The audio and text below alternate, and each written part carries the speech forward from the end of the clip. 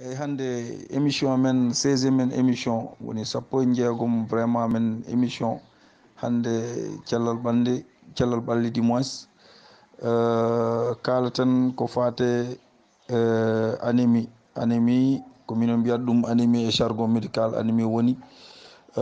manque gol ƴiiƴam par ce que hunde ganduɗa kadi bon sa yiɓere addu ɗum hande tan kadi ko ça fait l'objet de non consultation par ce que kadi komin jiyata hen kadi ene waynolide a neɗɗo ara tan wiya min de ɓeɗa manque ƴiiƴam min de niyek ni vraiment yimɓeɓe kadi ƴetta kadi ko ganduɗa kadi no beelira kadi faire mbiya min de kam ɓeɗa manque ƴiiƴam somi ƴettata faire neɗɗo nodduma wima ko mbiyaɗo yomi ƴettu faire on gandi rek automédication ngaji kewɗi waɗe ɗi quoi onon paama ko ɗum tagui mi vraiment hande miijade artude ko wayno vraiment oɗo rubrique sante ko fate affaire anémie woni manque gol ƴiiƴam bon ɓe sikki sonon paami manque gol ƴiiƴam kam ko probléme santé vraiment tawrongo haalde gonga ko probléme santé ganduɗa ko relativement baɗɗo fréquent vraiment ne heewi noon ne heewi ɗum ɗon foof waɗiri caractérisé ko par que manque gol ko wiyete globule rouge bon mbayen senen duttimi caggal seeɗa émission ngaji men kamɓe sikki tan so tawi ko dewtodiɗo émission ngaji ɗi so haalnama hande holko woni globule rouge fota hande dañi hen caɗele mi haalni noon e mbini ƴiiƴam men kam wonko waɗi ɗum composé ko ganduɗa kadi ne waɗi hen importance ko wiyete globule blanc ɗum ko solilaji en ko wiyete encore globule rouge ko wiyete encore plaquette go fof ne waɗi tan rôle mo jouata e nder ƴiiƴam men eyyi donc globule rouge oɗo so manqui ene jeeya hande ko waɗata caractérisé vraiment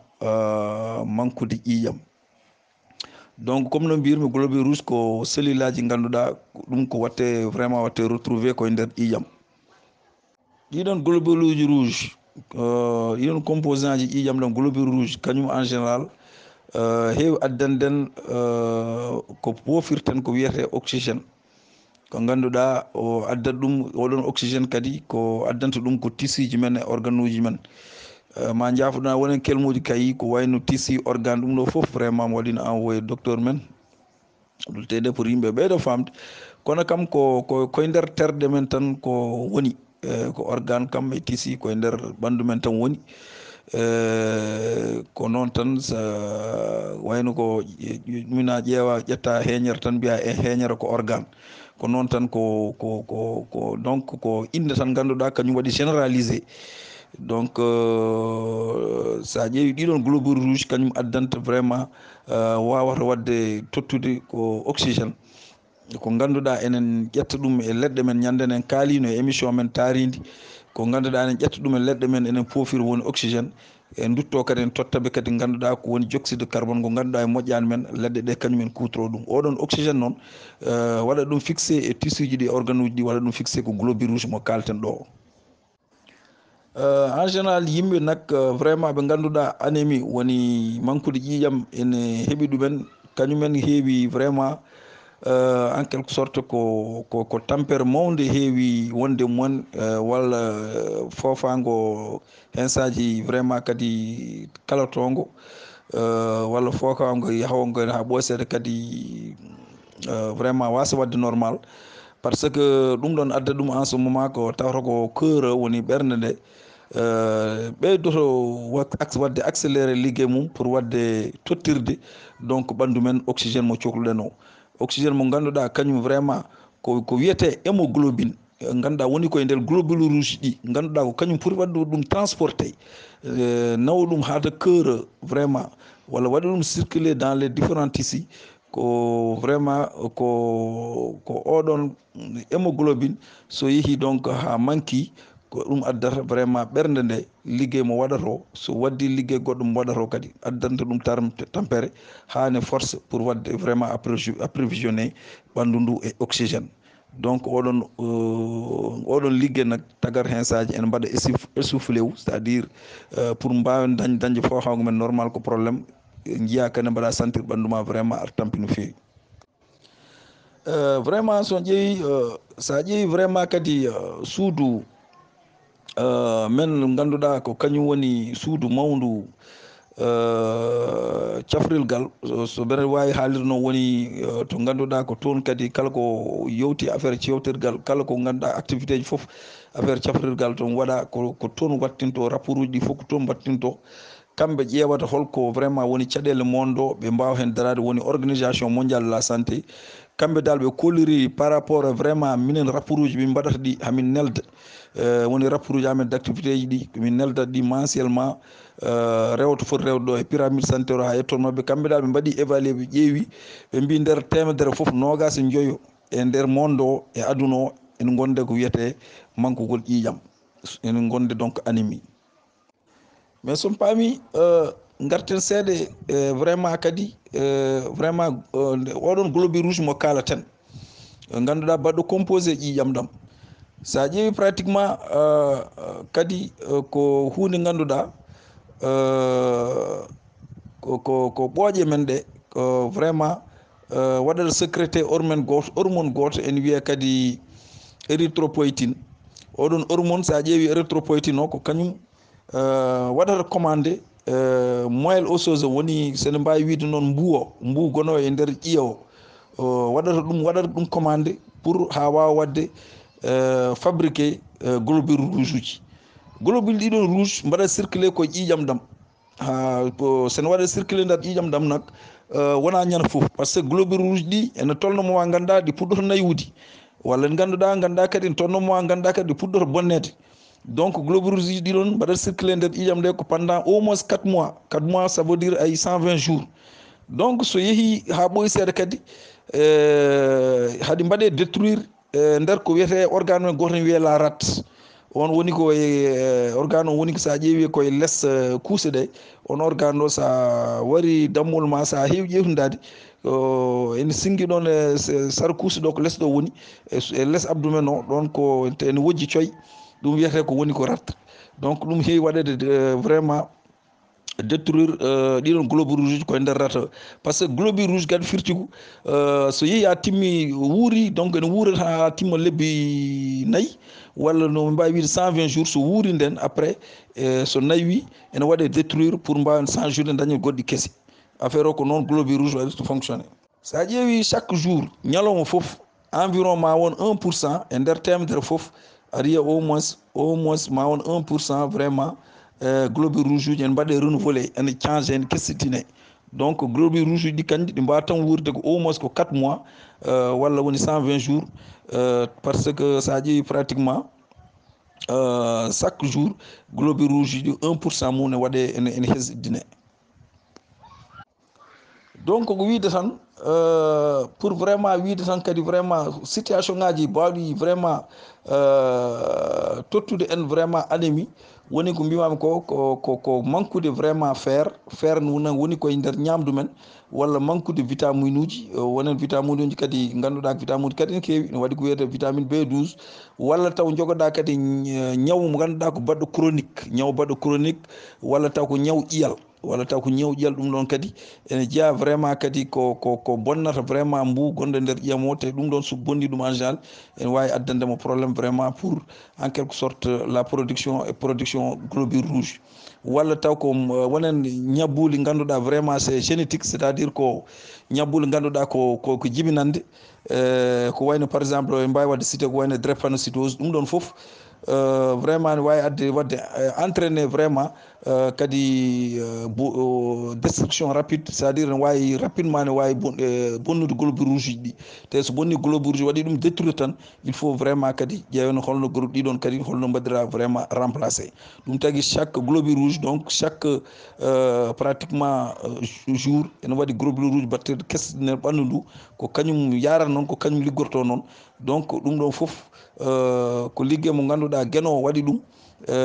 ganduɗa ɓandu ndu wonko goto fof ne jogui rôle mo waɗa nder woni hormone mo kalmi joni mo ko on kadi ene jeeya ganduɗa vraiment hande ko waɗata fabriqué globule rouge pour wadde ɗum remplacé globule rouge ɗuɗon nde kalɗen mbiyaten ko ganduɗa so tawi vraiment en ngala fer en manquirama fer e ɓandu men fer o sen manquirama ɗum en manquirama globule rouge on ɗo composant baɗɗo importance joguiɗo vraiment en quelque sorte nafoore e ƴiiƴam donc on globule rouge hoore mum en jogui solillaji mum vraiment kadi sanguine mo ganduɗa hen goto kadi wiyeteɗo hémoglobine wonmo kalminano hémoglobine oɗon kañum hande sa ƴeewi kadi ƴiƴam hande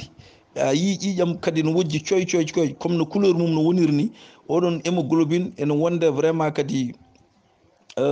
pigment goto ganduɗa ko kañum waɗa ɗum coloré donc ƴiƴam andi ƴiƴam tamen certes ƴiƴam aɗa yiya neɗɗo e tudde ƴiƴam mais ƴiƴam ɗam ene waɗa clair au moins aɗa yiya ƴiƴam kadi taw ko ganduɗa ko goƴƴuɗam coy coy coy donc ƴiƴam ene mbaɗi différencier selon vraiment neɗɗo taux vraiment de globule rouge gonɗo mum walla taux d' hémoglobine gonɗuɗum e ɓandu mum oɗo hémoglobine mo kalten noon mo ganduɗa mo kalten oɗo solide mo kalten kañum e hoore mum kañum waɗata transporté kañum waɗata transporté oxygéne mo kalten woni oxygéne mo pofirtenno mo ganduɗa ko on potten ɗum vraiment kadi dañcen e environnement men e taarino men vraiment ƴetta ɗum e ganduɗa e becce men ƴettata ɗum to nawa ɗum e pofirde men ɗi nawa ɗum e cellulaji ɗi cellulaji ɗi nak andi sa ƴeewi pratiquement ala photo gonani e ɓandu men donc sa yi neɗɗo ne wiya vraiment ene ƴeewa vraiment kadi ñamde ñamdu ganduɗa ne waɗa renforcer cellulaji mum ɗum firti ko vraiment ko ƴewde ñamdu ganduɗa ko wandu fer comme ça cellulaji mum mbawa vraiment wadde renforcé o donc eɗen mbawi wiide donc oxygéne oɗo mo kalten ene waɗi nécessaire vraiment pour wadde dañ pour mbawen dañde kattan mbawen dañde doole mbawen dañde énergie donc cellulaji ɗi kadi so jeeyi vraiment ha dañi vraiment doole ma waw wadde vraiment permettre gani organe uji men ma wadde permettre organe uji men e mbaɗa accomplir ga fonction uji mum e nder ɓandu ndu oɗon hémoglobine kadi mo kalten kadi oɗon hémoglobine mo kalten kadi rôle mo waɗata oxygéne o kadi ko rôle baɗo noon kadi o waɗata kadi e vraiment e dioxyde de carbone ñandede kalten affaire taaride e mbi ko ganduɗa en mbi ko ganduɗa ko ɗum woni e ɓandu men ene mbaɗa ɗum dégagé ne yalta ɓandu men mais leɗɗe ɗe ne cohla ɗum eyyi woni dioxyde de carbone o CO2 donc hémoglobine o so ƴetti CO2 ƴetta ɗum kadi koye cellulaji ɗi waɗi ɗum transporté e poumon ji ɗi après ko nden après par la suite rewa circuit normal o ko nden après yaltata donc ɗum ɗo fof ko pour wadde expliquer vraiment en quelque sorte procédure o ko pour wadde expliquer kadi vraiment kadi no wiyatano kadi holko addata neɗɗo holko tagata neɗɗo ha daña vraiment ha manque ƴiƴam holko tagata neɗɗo vraiment kadi tagata teddinte fer holko neɗɗo fota ƴettude kadi pour wasa manqude ƴiƴam ɗum ɗon fof sen gummima ɗon en mbawi arde kadi vraiment neɗɗo holno andirta min dey vraiment holno neɗɗo sikkirta min dey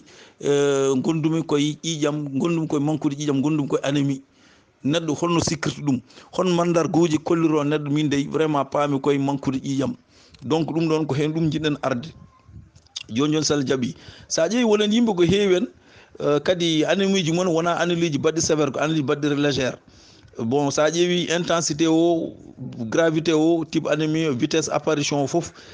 ko progressivement tan heewi wonde ɗum ɗon pour jiiya mandargaji mum weeɓata eyyi pour jiiya mandargaji mum weeɓata mais kam ene waɗi mandargaji ganduɗa sa heeɓi ɗum tan andu an vraiment ƴiƴam maɗam woni ko vraiment ko manque ɗam walla ko gonɗa koye yaade vraiment e manque gol ƴiƴam e forme grave o ɗeɗo gueɗe jeetati kala ne neɗɗo waɗi ɗum sentir e ɓandu mum yo yaa rapidement galle docteur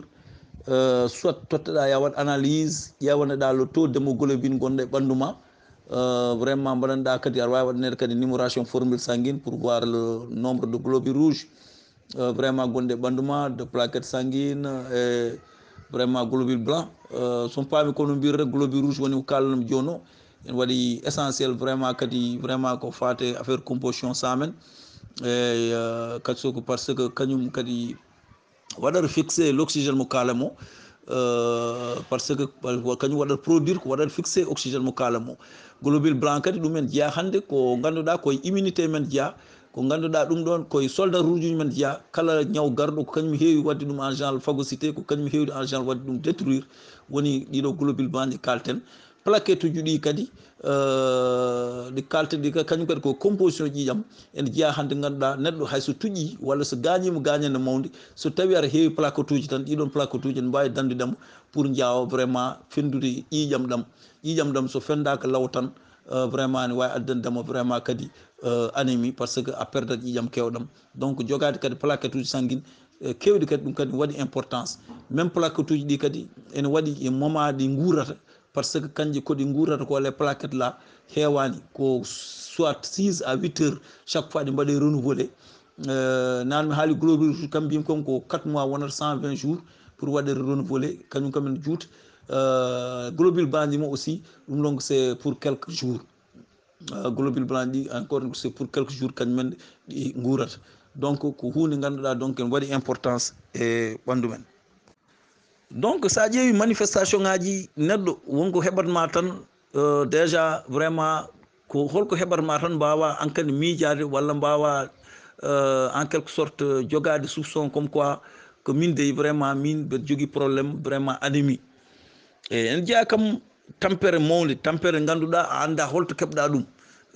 aɗa wawi wasde liggade ganduɗa an ligguey mo liggoɗa o musani taw ko liggey bureau wonata walla taw ko wonen liggueji ganduɗa taw musani de trop nani mais en chaque fois aɗa waɗa sentir vraiment an ka tampuɗo eyyi mbiyata ko min kam nde tampere kam holto kemmi ɗum min vraiment mbeɗa tampi te min mi liggiraki noon fof liggey doole mi liggiraki wonen liggueyaji foof mais vraiment te mbeɗa waɗa reposé o no potiri wadde reposé o mais chaque fois ene waɗi fatigue intense tan mo ganduɗa aɗa waɗa ɗum sentir e ɓandu ma on ko goho ɗiɗo jeetaɗe jimbi liman ɗon kom kala nde keɓɗa ɗum tan kadi wat feere jaaha galle docteur walla mbaɗa aɗa waɗa essoufflé des fois aɗa daña probléme pour fofango ngo pour poofa ɗum normal par ce que sa yeehi so ɓooyi seeɗa tan mbayatakono ko vraiment en kadi ɓerde ma nde wona ko uddude mbayata ko fofanoma ko darini essoufflement ɗum ɗon kadi ene jeeya hen troisiémement kadi ene jeeya ko wiyete kadi paleur woni par exemple ɓandu ma wayno côté juuɗe ma ɗe vraiment nawre junngo ma nde walla seguineji ma walla nguru guite ma jeeya foof ene fuɗɗo ranhude tal ɗum ɗon kadi ene jeeya kadi ko addata neɗɗo kadi fayde wiide kadi min vraiment mbeɗa ɓanki ƴiƴam quatriémement o kadi ne woodi ko wiyete kadi hoore musore walla taw ko walla jiilogol hoore ma no muusa aɗa yiile ɗum ɗon kadi e jeeya e mandarguji mum cinquiémement koyɗe ɗe aɗa waɗa sentir koyɗe ma surtout koyɗe ma côté peɗeli ɗi aɗa waɗa sentir carrément ko an koko ɓuuɓata aɗa woni temps nguleyki mais aɗa waɗa sentir carrément koyɗe ma ɗe koɗe ɓuuɓoje donc ɗum ɗo ko kadi ko woni les extrémités froide ɗum ɗon kadi en jeeya kadi ko tagata neɗɗo kadi yaade galle docteur waɗa soupçonné vraiment kadi anémie sixiéme kadi ene waɗi palpitation c'est à dire ɓernde ma ne en diwa chaque fois yi ɓernde ma ne diwa ene diwa te a anda effectivement holko waɗa ɗum par ce que no ɓernde nde waɗirta battre ni ene yaawa de trop eyyi ɗum ɗon kadi jeeya hen septiémement fourmillement kadi ɗum ɗon woni kala to jooɗiɗa ɓanduma ndu wonata koye ŋadde te en ŋata ŋadgol ganduɗa a yiyata puƴƴi a yiyata haydara mais kam wonata tan koye ŋadde aɗa ŋaaño ɗum ɗon woni fourmillement ɗum ɗon kadi sone heɓma saaha foof ya galle docteur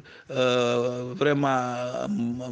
kollira hoorema mbaɗa jebbol hoorema docteur sa haalni ɗum foof a suuɗanuma e dara vraiment ne wawi kadi wonen analyse uji pour plus de confirmation mbaɗanma ɗum namdoma le taux d'hémoglobine sa ari mbaɗa confirmé comme quoi aɗa wonde anémie soit l'anémie est sévère ou soit l'anémie est légère ko wawino wonde fof après ma andu huitiéme o kadi woni jiya sukunu ma kadi chaque fois sukunu ma wonata koye helde sukunu ma pour daña sukunu ko probléme sukunu ndu chaque fois wonata koye helde woni chute des cheveux ɗum ɗon fof ne jeeya ko ganduɗa kadi so tawi ne waɗema kadi wat feere jaaha galle docteur ene wawi wonde vraiment une éventuelle anémie bon e ɗum ɗon fof e ɗiɗo mandargaji kalamon fof dans un sens plus large mamo waɗon expliqué holko tagata ɗum techniquement mamo waɗon expliqué ko tagata ɗum an sa ƴeewi ɓandu men en sohli fer ko wiyete fer ko pour wadde produire vraiment protéine biyeteɗo hémoglobine o oɗon hémoglobine o kalten ene waɗi essentiel e fonctionnement globule rouge o par ce que sa ƴeewi ko kanko waɗata transporté oxygéne o pour yaade sarade e nder ɓandu men anani donc hémoglobine o no ustitirto ni ko noon kadi vraiment oxygéne carotoɗo walla jahoje e nder muscle uji men ɗi ko noon ustirto donc yahata ha à la fin ɓernde nde woni cœur liggéey mo fonno waddo liggéey o watta ko double liggéey so tawi ko laaw gotol fonno liggade ina fo waɗa liggéey d'une manière triple walla d'une manière double pour wadde fonction pour wadde circuler ƴiƴam ɗam walla wadde circuler ƴiƴam ɗam walla ƴettude oxygéne o vraiment ene waɗa ɗum circuler donc ɗum ɗon addata ɓernde nde liggéey mo liggoto double liggéey mo waɗato ɗum ɗon addata neɗɗo ene tampa nde ɗon tampere ene waɗa sentir nde ɗon tampere ganduɗa famani holto ummi sa ƴeewi kadi encore so tawi kadi oxygéne heewani pour wadde circuler e nder muscle uji ɗi oxygéne poɗɗo wadde circuler waɗede circuler e nder muscle uji ɗi heewani donc cœur oɗon woni ɓernde men nde ene daña probléme kadi pour vraiment wadde réaliser wonen activité ji mum baɗɗi normal ene haɗa neɗɗo kadi yaade haajuji mum par ce que walla neɗɗo yaha ɓoysede ene yaha yiya fuɗɗo tampude walla yaha jooɗo fofto anani ronko dal yaade wonko tan darade no fewi ene yahani sayta ɗum ɗo foof ene jeeya kadi ko addata ɗum ɗon aɗa yiya kadi no pofirta ni ɗum ɗo fof jimi ko wadde expliqué ko mbaɗannomi ɗo énuméré symptôme uji ɗi holno ardata aɗa yiya kadi neɗɗo no waɗirta vraiment respiré ni c'est à dire neɗɗo no fofirta ni fofa ngo yawat fofa ngo yawat fofa ngo waɗata accéléré nani ko ɗum addata en ce moment aɗa waɗa essoufflé wu koni ko kalmi dow ko waɗa essoufflé wu pour daña no pofirɗa normal a dañat probléme donc hémoglobine on mo kalame ganduɗa kañum waɗat transporté kañum nawata oxygéne oɗon et dans les différents tissus on hémoglobine hoore mum so tawi niveau makko famɗi niveau makko waɗi baisse e nder globule rouge ɗi tan e nder globule rouge ɗi tan ɗum ene wawi hadde vraiment oxygéne o yettade e nder wiyatano gandi men woni yettade nder cerveau men so yeehi nak ha yettaka nder cerveau men ɗum ɗon addata ko wiyete les vaisseaux sanguins cérébraux woni rakkuluji men gonɗi e nder gandi ndi vaisseau sanguin ɗi gonɗi e nder gandi ɗi ganduɗa ko ɗon ƴiƴam ɗam foti rewde ene waɗa arrosé vraiment gandi men ɗum ɗon yahata ha waɗa dilaté o c'est à dire so waɗi dilaté o noon hankkandi volume o ɓeydo ɗum ɗon waɗata addata hoorema ne muusa adda vraiment ara yiile donc ɗum ɗon woni sababu hoore muusore nde e yiilede nde en kalino affaire kadi ko fate affaire koyɗe ɗe peɗeli men aɗa waɗa sentir kadi no ɓuuɓa vraiment affaire no ɓuuɓgol ganduɗa kadi wona clim ɓumnata ɗum wona ventilo ɓumnata ɗum mais chaque fois gonɗa a wonani dabbude mais aɗa waɗa sentir koyɗe ma dal e ɓuuɓa haysa woni e nguleki donc les extrémités furat ɗum ɗon kadi sa ƴeewi sa wonde anémie koyɗe ma ɗe ko heɓata waɗa recevoir moins de sang circulation wonno e rewan lawol waɗa recevoir moins de sang parce que pour ɗi sang waɗa circulé a yetto extrémité ko probléme ɗum addata vraiment koyɗe ɗe chaque fois aɗa waɗa sentir vraiment ngol wonen ɓuuɓol donc woni ko mbimi ko rek vraiment manque hémoglobine oɗo mo mbiyami mbaɗo transporté oxygéne o ene taga vraiment ɓerde men le cœur liggey mo liggoto o liggey o ɓurtat par ce que ɓandu men organe fof ne waɗi liggey mo foti liggade mais so ƴeewi liggey mum o haɗani en liggo liggey goɗɗo mo foti mo vraiment organe goɗɗo kadi foti liggade walla solide goɗɗo foti ɗuminde ɗum yara à la fin vraiment addanta ɗum tampere mawde eyyi donc nden cœur en ce moment so tawi hémoglobine o dañi probléme cœur o waɗat travailler plus pour addude oxygéne e nder membre uji ɗi foof ko ɗum ɗo nak waɗata hen impressionné way kono vraiment cœur men o woni ko wadde battre très vite aɗa yiya aɗa daña wonen palpitation ngaji anani ɓerde nde ene dille ene diwa ɗum ɗon donc so yi ha yettima ɗon tan ko noon ɓerde ma nde wayata sa ƴeewi pratiquement même ɗaɗi men ɗi ɗaɗi vraiment ɗaɗi gonɗi e men ɗi foof woni nerf uji ɗi comme no mbirten nerf ɗaɗi ɗi ɗum ɗon fof ne sohli vraiment faire pour wadde fonctionner correctement sa waɗi vraiment a waɗi vraiment a manqui faire kala nde manqueɗa ɗum ma waɗ sentir vraiment muuseki ma waɗ sentir vraiment kadi ɓandu ma ene ŋata aɗa ŋaño mais anda ɗum ɗo vraiment holto ummi par ce que a ala puƴi a ala heddara a ɗuminani mais dal a waɗa sentir encore musgol ganduɗa e ɓandu ma kadi ko musgol ganduɗa wona e liggey mo liggoɗa hokkuma ɗum mais a ronka andude exactement vraiment ɗum ɗo holto fota ummade ɗum ɗon donc kala no neɗɗo waɗi ɗum sentir andu ɗum ɗon ne jeeya vraiment ko aɗa wawi wadde soupçonné comme quoi ko vraiment aɗa manquira faire no kalirnomi ni kadi manqude faire kadi ene adda vraiment no wiyatano kadi ene adda kadi vraiment no wiyatano leeɓi ma woni leeɓi hoore ma woni vraiment kadi leeɓi bawɗe wonde fof en addi ɗum ɗon kadi ko wadde ɗum vraiment ko addi ɗum sammade c' est à dire ene leeɓi ɗi kelat ene ɓoro eyyi donc neɗɗo so manqui faire kadi vraiment wonno waɗirta animé jeyata ko vraiment sukkundu mum fof ene heela ene tello vraiment même poids luji mum aɗa yiya sah vraiment ne ɓooro donc jiiya kadi mbaɗa sentir kadi nguru ɓandu ma ene yoora kos nguru ɓandu ma ne yoora kos même cegganeji ma hen saji jeyata kene heela cegganeji ɗi ne heela cikka ko goɗɗum taw ɗum ɗo foof vraiment adda ɗum haydara sona manqude ƴiƴam donc sa ƴeewi wonen ñabbuli kewɗi vraiment manqude ƴiƴam wonen ñabbuli kewɗi ganduɗa neɗɗo ne jogo ɗum kadi sa yi vraiment ko waɗata accéléré décès addata wonen maydele kewɗi bon vraiment yo Allah dandu ko kadi ɗum ɗon addata ɗum ko heewi hen ko wonen ñabbuli ɗi jogoɗa te ñabbuli ɗi kadi ganduɗa ko son des maladies chroniques te ɗum ɗon kadi pour ko ɗum wiyatano kadi pour daña mbaɗa hen animé ene weeɓi ha mayi ɗum ɗon fof ne jeeya risque uji décès ji vraiment kadi ko addata neɗɗo ene waɗa ene maya hen ko wayno le cas vraiment crise wonen crise uji cardiaque wonen AVC uji woni surtout c'est les personnes âgées donc en waɗi des personnes à risque ko yimɓe ganduɗa dal ɗum ɗo kala ɓe heeɓi won ñabbuli ganduɗa jogoto so manqugol ƴiƴam heeɓi ɗumen tan heewi ko vraiment jahorde hen quoi donc surtout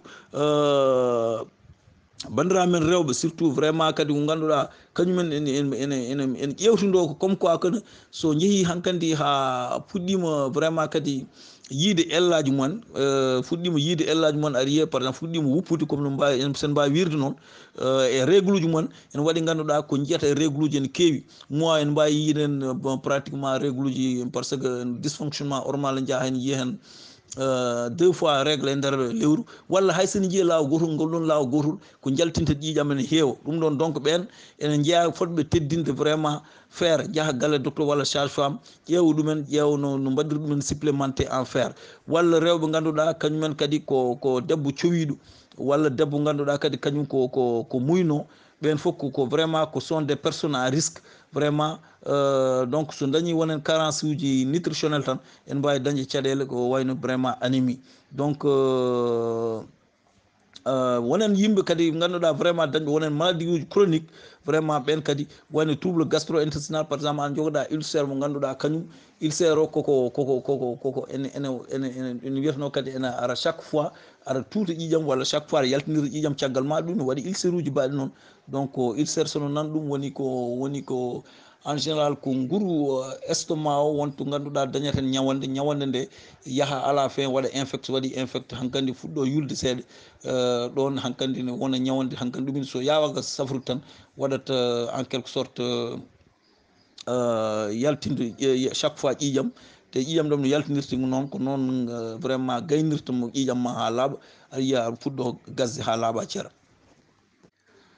bon ɗum tagui en général mawɓeɓe ne mbiya kadi yo teddin vraiment ñamde vitamine uji par ce que wonen vitamine uji kadi vraiment ne mbanma supplémenté en fer yoɓe teddinta ñamde wonen vitamine uji vraiment surtout wonen ñamele vraiment kadi ɗum ɗon kadi sa ɗuminani ɗum tan sa waɗa mawɗo so ñamani ɗum tan kadi en wawi waɗande ɗum vraiment exposé et anémie bon des fois minen aussi won traitement ji min mbaɗanta vraiment kadi wonen patient ji ɗum ɗon kadi sa ƴeewi ko wayno traitement ko wayno radiothérapie en ko contre le cancer andi ɗum ɗon kadi bon vraiment il le faut c'est un peu paradoxal mais beaucoup de personnes vraiment joguiɓe waɗanteɓe radiothérapie walla chimiothérapie contre le cancer ɓeɗon kadi en mbaɗi exposé e wonen radiation ngaji nucléaire par ce que ɗum ɗon kadi ne jeeya kadi ko waɗata vraiment kadi exposé neɗɗo kadi e wonen anémie ji quoi donc bon sans plus tarder eɗen mbawi joni vraiment arde kadi bon andinde yimɓeɓe tan caggal ɗum ɗo fof nde neɗɗo holno neɗɗo waɗirta prévenir anémie hol ñamde tan nde ganduɗa kadi foti teddinde wawa kadi vraiment kadi nafde ɗum neɗɗo ko adi foof vraiment yo andu kam viande animal o tew ngu kam vraiment e no wiyatano kadi e liɗɗi ɗi ɗum kam vraiment ne waɗi fer ene waɗi fer par ce que il faut tew kadi vraiment surtout vraiment les muscles muscle à la fois ko ɓuri wadde riche en fer par ce que ɗum ɗon kadi il faut kadi teddine kañum kadi liɗɗi ɗum ɗon kadi ko banggueji ganduɗa sa yiiɗi wadde vraiment alimenté en fer il faut donc ñama wonen tew ñama walla ñama vraiment viande de volaille les épinards et autres ɗum kadi ene waɗi riche en fer donc fer o ɓuurani hewde woni hewde ko ɓuuri hewde ko muscle uji ɗi heewi wonde donc sa ƴeewi fer kadi neɗɗo sa ƴeewi no perdirta ɗum e ɓanndu mum aɗa wawi jogade fer ha heewa mais fer o après par la suite a perde ɗum te sa perdi ɗum il faut à chaque fois le plus vite que possible mbawa ɗum ko wadde compensé ko wayno par exemple comme no kalimi nani ni debbo par exemple reedu walla jaaɗo ha jibina ha paari vraiment walla debbo ganduɗa kadi règle uji mum sen yi règle mum ko yaltinde ƴiƴam ne heewi ɓen à chaque fois so ɗum heeɓi ɗum yo rapidement yo jaa ƴeewa waɗoyde kadi contrôle leur taux d'hémoglobine ƴeewa holno wadde mbawata windirede kadi vraiment faire pour vraiment kadi wadde renforcer faire mon par ce que ɓuuri wonde lawol ko yaade ha galle docteur par ce que sa ƴeewi hande faire o hande waygono hande waɗaka comme no paracétamol o waɗa ni aɗa yiya neɗɗo jooɗa ɓoosi tan wiya min de e leɓel mangue ƴam yaha pharmacie soodi a tablette uji mum faire ƴetta faire non trop de faire aussi c'est dangereux trop de faire aussi c'est dangereux il faut yimɓe ganda ɗum aussi par ce que ɗum ɗo ne wawi addandema ko wiyete ko no wiyeteno kadi cirrhose du foie par ce que a dañca équilibre par ce que trop et pas assez c'est pas bon donc équilibre oɗon addantema ko wiyete on waddantema ko wiyete équilibre addantema équilibre hématotropose donc oɗon équilibre hématotropose o oɗon c'est à dire yahata à la fin so ɓurti an ko joguiɗa e mbuu e ƴiyal ma ɗum addante probléme so ɓendi son ciftoro won étudiant goto en médecine kanko wonde o dañño probléme oɗo ñaw il fallait quand même vraiment en quelque sorte retirer un peu vraiment de la moelle épinière pour o waɗane wonen test uji pour ande vraiment kanko on ñawo wondi effectivement nde mbaɗi ɗum ɓe ñaggandi on ñawo wondi par ce que bon ko oɗo hématotropose o wonduno par ce qu'il y avait il y avait pas d'équilibre il y avait un déséquilibre vraiment de fer donc en ce moment pour wadde mo opérer enen jogui waɓe wadde ɗum opérer on a ces techniciens là je sais que sono ciftoro ce jeune médecin là mais mbattinɗen nawɗon ko France parce que ce sont des millions encore waɗa ɗum wattinde ko waɗinede cotiser xaalis je ne sais pas ko laamu ngu wattindi toddemo xaalis wattindi yaade en France pour o wawa wadde on opération eɗen jogui des techniciens waɗɓe formé pour oɗon opération mais il y en a pas encore vraiment le milieu adéquat et le matériel adéquat pour wadde vraiment cette opération chirurgicale donc pour yimɓe mbawa renta tan trop de fer aussi vraiment c'est un peu dangereux fer nak ɓuuri hewde koye puccu sa ƴeewi beaucoup de nos soldats en waɗi temps beaucoup de nos soldats sa ƴeewi même à l'extérieur beaucoup de soldats consomment le sang du cheval parce que les muscles du cheval ko hen ɓe mbaɗa retour sang parce que puccu ɓuuri hewde fer kala ko jiiɗa vraiment kala ko jiiɗa ni wiyatno kadi ko jiiɗa foof ene wuuri vraiment te kadi ene jogui tew ko tew puccu ɓuuri hewde wadde riche en fer malheureusement on ne consomme vraiment le cheval on ne le consomme pas chez nous mais won ñamoɓe ɗuma won ñamoɓe les soldats là vraiment sa ƴeewi en Europe ou bien quelque part vraiment ne mbaɗa consommer la viande de cheval donc c'est un viande ganduɗa ko ɓuuri ɗum hewde vraiment faire woɗani donc comme no mbirum ni rek hay appa outre vraiment kadi ñamde ƴewde fer e nder vraiment tew walla e nder volaille o walla épinard uji ɗi aɗa wawi dañde ɗum kadi vraiment e wonen kadi ñammele ganduɗa taw wonata kadi koye no wiyatno kadi taw wonata koye légume aji vert ɗi eyyi aɗa wawi dañde ɗum e légume aji vert ɗi wonen ñammele ganduɗa taw ko vraiment dans les céréales ɗum ɗon kadi fer aɗa wawi ɗum dañde comme par exemple ñebbe kadi ne waɗi riche en fer wayno par exemple lentille kadi ne waɗi riche en fer ɗum ɗon fof c'est très important kadi vraiment wadde consommé kadi aɗa wawi dañde ɗum kadi ko mi haali ɗum nane poisson o surtout poisson jaaɗo ha liira ha yoori woni keccax o kadi c'est un peu vraiment kadi un peu riche en fer donc bandiraɓe vraiment ko ɗo tan mbawaten hadde hannde vraiment te ber sikki kadi kala keɗiɗo ɗum ɗo kadi ber sikki après ma wood kadi ber sikki nafa ɗum ko heewi tawde tan yimɓe jooɗo tan a jooɗana wiye ennemi ko mbaɗɗo animé hannde kam ma nganndu neɗɗo kam baɗɗo animé o walla kulɗo waɗi animé o holko tinata e ɓanndu mum kadi holko tinata e ɓanndu ma kadi cikka ko goɗɗum taw ko anémie kadi tawa annda ko anémie donc anémie o kadi wonto tolnoto kadi neɗɗo mbawata tan waɗanede ko transfusion sanguine par exemple so tawi a yeehi a waɗanama analyse ɗewi tew démoglobine o waɗi inférieur à par exemple taux d'hémoglobine waɗi inférieur par exemple à 7 grammes par décilitre de sang donc en ce moment il faut mbaɗanda transfusion sanguine on gandi hande notre banque de sang hande ene waɗi caɗele ene waɗi probléme hande ƴiƴam ene manquita ƴiƴam ene waɗi cher weeɓani hande c'est à dire wona ko hunde ne yeeye sah mais c'est à dire sa yimi waɗi cher c'est à dire c'est un peu difficile pour mbaɗa hen accédé par ce que banque men hen sani jooɗo dañca haydara des fois yimɓe mbattina ko yaade koye militaire uji ɗi walla dans les camps pour vraiment wadde organiser des séances de don de sang nani pour vraiment mbawa ko dañde kadi walla riyen neɗɗo kadi cowiɗo ɗo henne ƴiƴam men sohla ƴiƴam watte yaade koreji mumen mbaten mbawa hakkide ɗum mbaten wawa wurde